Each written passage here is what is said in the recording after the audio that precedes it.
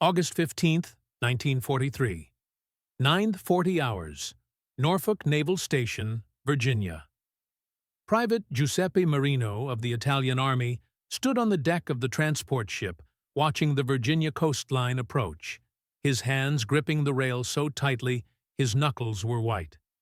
He'd been captured in Tunisia 3 months earlier when Italian forces collapsed under Allied assault. He'd spent weeks in North African POW camps before being loaded onto this ship with 800 other Italian prisoners for transport to America. During the Atlantic crossing, he'd had plenty of time to imagine what awaited him. Harsh labor camps, minimal food, guards who'd treat Italian prisoners with the cruelty that enemy captives deserved. The ship docked, and American MPs began organizing the prisoners for disembarkation. Marino shuffled down the gangway with the others, trying to look alert despite exhaustion from the voyage. An American sergeant with a clipboard was checking off prisoners as they filed past, and when Marino reached him, the sergeant looked at his identification tag and smiled. "Marino," the sergeant said. "Hey, my name's Marino too. Staff Sergeant Anthony Marino, 3rd generation from Palermo. Where's your family from?" Marino stared at the American sergeant, at his U.S. Army uniform, at his face that could have belonged to any of Marino's cousins back in Sicily, at the name Marino stenciled on his uniform. For a moment, he couldn't process what was happening. This American soldier who was guarding Italian prisoners, who represented the enemy that had defeated Italy's forces, this man was also Marino, probably from the same region, possibly even distantly related. "Palermo," Marino finally managed in broken English. "My family, also Palermo." Sergeant Marino grinned and said something in rapid Sicilian dialect that made several nearby prisoners laugh despite their circumstances. Then he switched back to English. "Welcome to America, Paisa. You're going to be fine here. We take care of our own, even when they're on the wrong side." For Giuseppe Marino and approximately 51,000 other Italian POWs who would be held in more than 600 camps across America during the war, that first encounter with Italian-American guards, workers, and civilians created cognitive dissonance that challenged everything they'd expected about captivity and about the nation they'd been fighting against. The unexpected destination. The decision to transport Italian POWs to America, rather than holding them in North Africa or Britain, was driven by practical logistics rather than humanitarian considerations. The massive number of prisoners captured in Tunisia, over 275,000 Italian and German soldiers surrendered in May 1943, overwhelmed local detention capacity. Britain couldn't house them without diverting resources from war effort. North Africa lacked infrastructure to support large POW populations. America had space, resources, and agricultural labor shortages that POWs could help address. The scale of Italian POW transport to America was substantial. Between June 1943 and September 1943, approximately 51,000 Italian military personnel were shipped across the Atlantic to camps established throughout the American interior. They joined approximately 5,000 Italian civilians who'd been interned at war's start and were being held in detention facilities separate from military POWs. The military prisoners ranged from teenagers conscripted just before capture to career soldiers who'd fought in North Africa, Sicily, and other theaters. The expectations Italian POWs carried to America were shaped by propaganda about American brutality and by their own military's treatment of prisoners.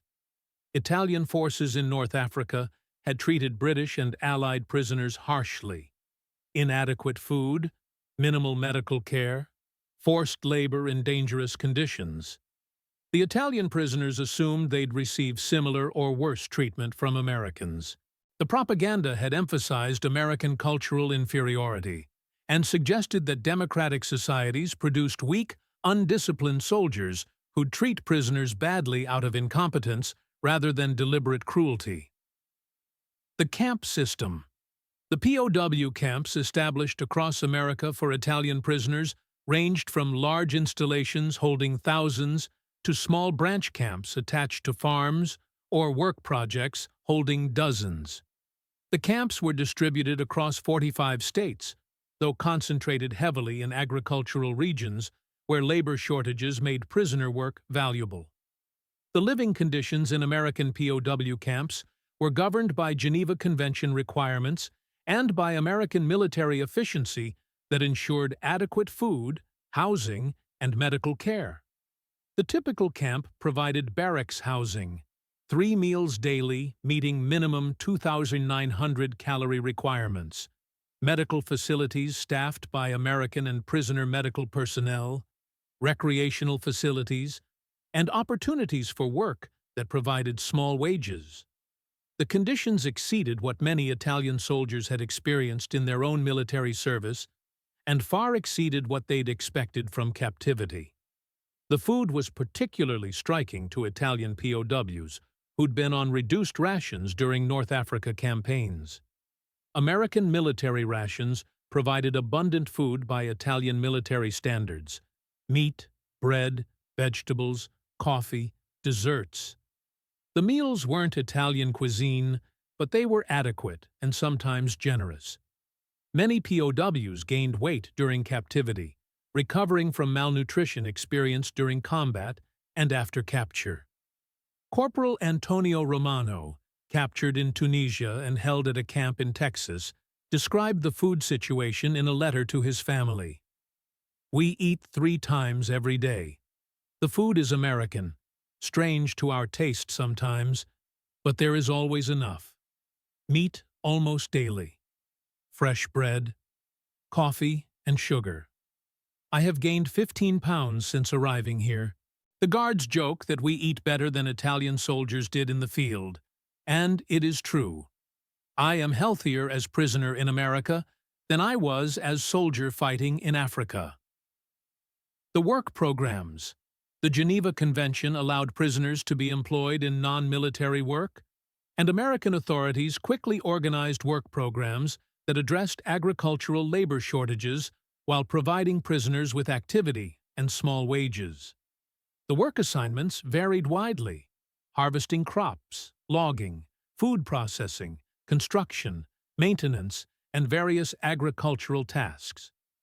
The work brought Italian POWs into direct contact with American civilians, particularly farmers and agricultural workers. These encounters often revealed shared Italian heritage as prisoners worked alongside Italian-American farmers, or in communities with significant Italian-American populations. The cultural connections that emerged complicated the prisoner-captor dynamic and created relationships that neither side had anticipated. The work conditions were generally reasonable by both Geneva Convention standards and by comparison to what Italian POWs had experienced in military service. Hours were limited, safety standards were maintained, and prisoners received small wages, typically 80 cents daily in scrip that could be used at camp canteens. The work was often agricultural labor familiar to many prisoners from rural Italian backgrounds. The supervision was typically professional rather than harsh. The Italian-American complexity. For Italian-American guards and civilians interacting with Italian POWs, the situation created complex emotional responses. They were Americans serving American interests, but they were also people with cultural and often family connections to Italy, who found themselves managing prisoners from their ancestral homeland. The dual identity created tensions that varied depending on individual circumstances and attitudes. Some Italian Americans maintained strict professional distance from POWs, emphasizing their American identity and treating prisoners as enemies regardless of shared heritage. Others found themselves drawn to prisoners who reminded them of family members, who spoke dialects their grandparents had spoken, who came from towns and regions they'd heard about throughout their childhoods. The range of responses reflected broader Italian-American community tensions between maintaining ethnic identity and demonstrating American loyalty. The Italian-American community faced particular pressures during the war. Italy was enemy nation, and Italian-Americans were sometimes viewed with suspicion despite their American citizenship and their service in American military. The community responded by emphasizing American patriotism, by serving in disproportionate numbers in military, and by carefully navigating the complexity of having cultural connections to enemy nation while being thoroughly American in loyalty and identity. Staff Sergeant Vincent Russo, who supervised Italian POWs at a California camp, described his conflicted feelings. "My parents came from Naples. I grew up speaking Italian at home. When Italy declared war, it felt personal, like family had betrayed us. But then I'm assigned to guard Italian prisoners, and they're just guys like my cousins, speaking the same dialect my grandmother spoke. I had to separate my job from my heritage. I treated them fairly as prisoners, but I made sure they understood I was American first. Still, I'd catch myself helping them more than I should have, explaining things in Italian when I could have made them struggle with English, looking the other way when they bent minor rules. The connection was there whether I wanted it or not." The first encounters. The initial encounters between Italian POWs and their American guards and handlers consistently produced surprise and confusion as prisoners discovered that many of the Americans wore Italian names, spoke Italian dialects, and had family connections to the same regions of Italy the prisoners came from. The statistics of Italian-American population explained the pattern. By 1940, approximately 4.6 million Americans identified as Italian or of Italian descent, roughly 3.5% of total U.S. population. They were concentrated heavily in northeastern and midwestern states, where many POW camps would be established. In cities like New York, Boston, Philadelphia, Chicago, and San Francisco, Italian Americans comprised significant percentages of local populations. Many had parents or grandparents who'd immigrated from Italy, spoke Italian at home, maintained cultural connections to Italian regions, and identified strongly with Italian heritage even while being thoroughly American. The military service patterns of Italian Americans added another layer of complexity. Approximately 500,000 Italian Americans served in U.S. military during World War II, about 10% of Italian American population, roughly proportional to overall American military service rates. They served in all branches and theaters, including as guards and administrators in POW camps holding Italian prisoners. The situation created awkward encounters, where American soldiers with Italian names guarded, fed, and managed prisoners from the nation their parents or grandparents had left decades earlier. Private Giuseppe Marino's experience at Norfolk was replicated across hundreds of camps as Italian POWs encountered Italian-American guards, camp workers, and local civilians. The encounters typically followed similar patterns: initial confusion, recognition of shared names or regional origins, awkward conversations mixing English and Italian, and gradual development of relationships that transcended the formal prisoner-guard dynamic. The cultural exchange. Despite the formal prisoner-guard relationship, cultural exchanges developed between Italian POWs and American communities, particularly in areas with significant Italian-American populations. The exchanges ranged from simple conversation to shared meals to collaborative work on projects that benefited both prisoners and locals. The exchanges often centered on food and traditional practices. Italian POWs would teach American guards or local civilians how to prepare traditional Italian dishes using available ingredients. Italian-American families would bring food to camps: fresh bread, pasta, traditional dishes that reminded prisoners of home. The culinary connections created bonds that transcended the wartime enmity. The Catholic Church played significant role in facilitating cultural exchange. Many Italian POWs were Catholic, and American Catholic parishes, often with Italian-American congregations, organized services, social events, and assistance programs for prisoners. The religious connections created additional bridges between prisoners and communities. Private Giuseppe Marino, working on a farm near Rochester, New York, encountered an Italian-American family who invited him to Sunday dinner after church, an arrangement that technically violated regulations but was tolerated by authorities who recognized the humanitarian value. "They treated me like family," Marino wrote to his mother. The grandmother spoke Sicilian dialect like home. They served pasta and wine and told stories about their village in Sicily. "For a few hours, I forgot I was prisoner. They asked about current conditions in Sicily. I told them what I knew. They told me about America, about how they'd built good life here. It made me understand why they fought for America, even though Italy was their homeland. They'd become Americans without forgetting they were Italian." The propaganda value. American authorities recognized the propaganda value of treating Italian POWs well and facilitating positive interactions with Italian-American communities. The goal was encouraging Italian prisoners to view America favorably and to spread positive reports about American conduct that might influence Italian public opinion and military morale. The approach was remarkably successful. Italian POWs consistently wrote letters home describing their treatment in terms that contradicted Axis propaganda about American brutality.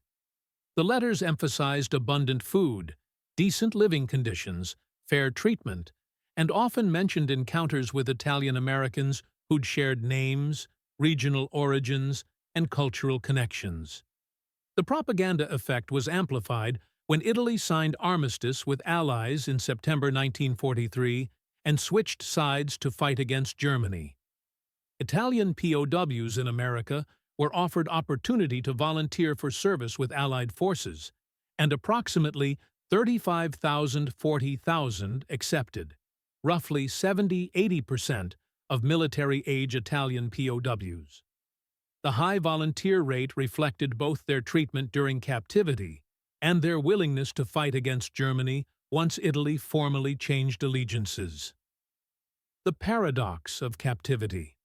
For many Italian POWs, captivity in America created paradoxical situation where imprisonment meant better living conditions, more food, and greater security than they'd experienced as soldiers in Italian military service. The paradox challenged their understanding of victory, defeat, and what constituted hardship. The conditions prompted reflection and sometimes bitter recognition of how poorly Italian military had treated its own soldiers. Adequate food, decent housing, medical care, and fair treatment. These basics that American captivity provided highlighted by contrast how inadequate Italian military logistics and leadership had been. Many prisoners concluded that they'd been sacrificed by incompetent government and military leadership that had sent them to fight without adequate preparation, supply, or support. Corporal Antonio Romano articulated the paradox in a letter. "I am prisoner, but I live better than I did as soldier. I am defeated, but I am healthier and better fed. The Americans treat Italian prisoners better than Italian officers treated Italian soldiers. This makes me angry at my own country's leadership, not at the Americans who captured me. They defeated us, but they are not cruel. Our own leaders sent us to die, and didn't care if we had food or equipment or medical care. Who is the real enemy?" The friendships that formed. Despite regulations discouraging fraternization between prisoners and guards or civilians, friendships formed between Italian POWs and Americans, particularly Italian Americans, that would sometimes last beyond the war. The connections were built on shared cultural heritage, common humanity, and simple human kindness that transcended wartime roles. The friendships were particularly strong between prisoners and Italian-American guards or civilians who'd worked closely with them. The shared language, cultural references, and often regional connections created bonds that felt more like extended family than enemy relationships. After the war, some Italian POWs would maintain correspondence with American friends they'd made during captivity, and a few would eventually immigrate to America partly because of connections formed during imprisonment. Staff Sergeant Vincent Russo maintained correspondence with several former POWs after the war. I'd guarded these guys for 2 years. Some of them I'd talked with almost daily. We'd discovered our families came from neighboring villages in Italy. After the war, it felt natural to stay in touch. I visited one in Naples when I went to Italy in 1950. He showed me around, introduced me to his family. We talked about the war and about how strange it had been that we'd met as guard and prisoner. The connection we'd formed during the war survived it. The Repatriation. The repatriation of Italian POWs began in 1945 after Germany's defeat, continuing through 1946 as shipping became available and Italy's post-war situation stabilized enough to receive returning prisoners. For many prisoners, repatriation was bittersweet. They wanted to return home and reunite with families, but they were leaving country where they'd been treated well, and sometimes developed genuine friendships. The departing prisoners carried memories that would shape their post-war attitudes toward America and sometimes influence their life decisions. Many would tell families and friends about their treatment in American captivity, describing experiences that contradicted everything they'd been taught about America before capture. Some would eventually immigrate to America, drawn by opportunities and by positive memories of their time as prisoners. The repatriation also affected American guards and civilians who'd worked with prisoners. For Italian Americans particularly, the departure of prisoners they'd befriended created sense of loss. The connections had been complicated by circumstances, but had been real nonetheless. The names that connected.